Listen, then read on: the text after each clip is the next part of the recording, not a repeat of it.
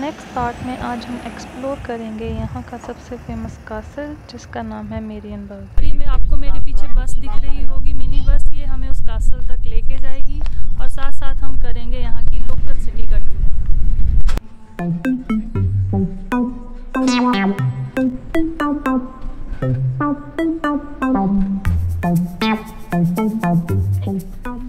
वुर्ज़बर्ग station से निकलते ही कुछ सूटकेसेस दिखाई देते हैं जो काफ़ी रियल लगते हैं, बट अगर आप क्लोजली जाके इनको देखो तो ये एक स्ट्रक्चर्स बनाए गए हैं या फिर बोल सकते हैं मॉडल्स बनाए गए हैं स्टोन से। इन सूटकेसेस का सिग्निफिकेंस यहाँ लिखा हुआ मिलता है। एक्चुअली इसी स्टेशन पर 1941 से 1944 के बीच में अराउंड 2000 ज्यूज़ रिलीजन के लोगों को यहीं से डिपोर्ट करके कंसंट्रेशन कैंप्स में भेजा गया था। कंसंट्रेशन कैंप में जाने के बाद उन 2000 लोगों में से कुल 70 लोग ही थे जो ज़िंदा जर्मनी वापस आ पाए थे। तो ये जो स्ट्रक्चर्स, ये जो मॉडल्स हैं, ये उन सब लोगों के लिए एज ए ट्रिब्यूट यहाँ पे बनाए गए हैं।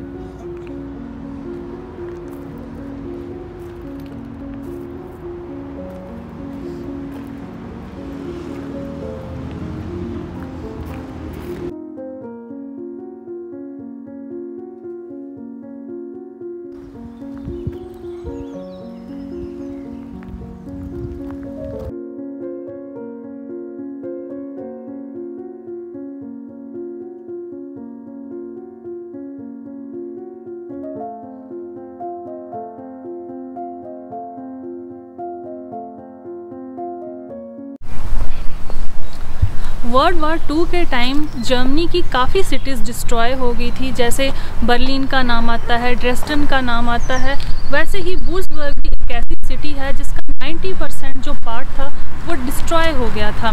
कहते हैं कि इस जो सिटी को दोबारा रीबिल्ड किया गया था, और आपको सुन के हैरानी होगी कि जो ये पूरी सिटी दोबारा रीबिल्ड की गई है उनमें औरतों का नाम सबसे ज़्यादा आता है। कहते हैं कि जो यहाँ के मैन थे या तो वो वॉर में गुजर चुके थे या तो फिर वो प्रिजनर थे।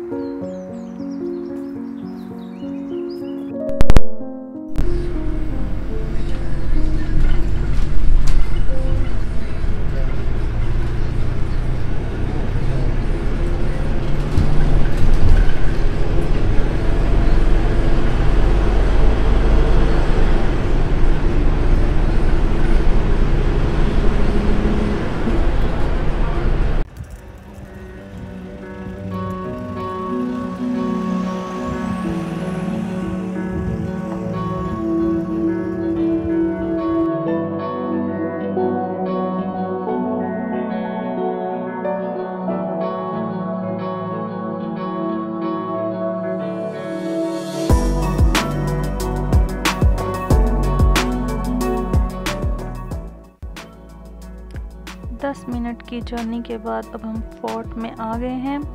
और मेरियनबर्ग जो फोर्ट है ये बनना शुरू हुआ था अराउंड 1200 के time, but through out the history और डिस्ट्रक्शंस के बाद इसकी काफ़ी कंस्ट्रक्शंस अभी भी कंटिन्यू हैं। आपको बीच बीच में काफ़ी यहाँ कंस्ट्रक्शन भी देखने को मिलेगी।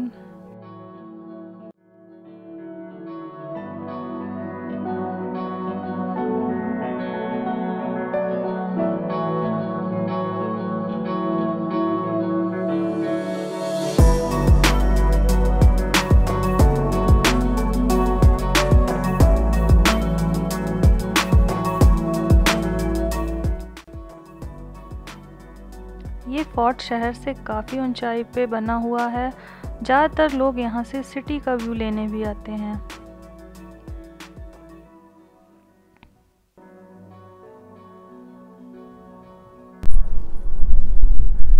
आप यहाँ से इस फोर्ट में आके पूरा 360 का व्यू ले सकते हो। काफ़ी ओल्ड आर्किटेक्चर यहाँ पे देखने को मिलेगा।